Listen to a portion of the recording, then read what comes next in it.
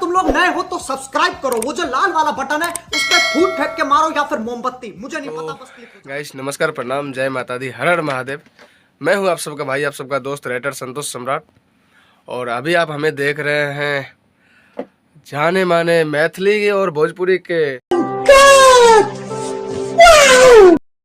जाने माने one of the best number 1 music company JK Yadav films के स्टूडियो से।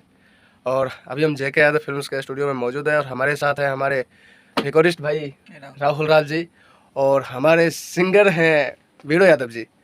तो अभी अभी सिंगर वीरू यादव का एक गाना भाई राहुल राज ने रिकॉर्ड किया है और उस गाने में बहुत खतरनाक मिक्सिंग हुआ है।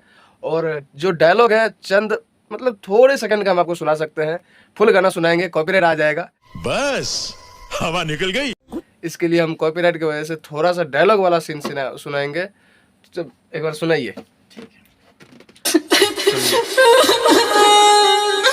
आगे छोड़ी चुनमुनिया मुलट का कहिया बटन सीखे अरे के कहिया देखे ना अभी हमारा तक कनिया कनिया नंबर बेले चले कौन बच्चा पर झगड़ा मार के पूरा तोड़ के लगे भाई के आगे भड़ दिन अगर ये करे छी अब तो ये केना तोड़ के भाई गेल।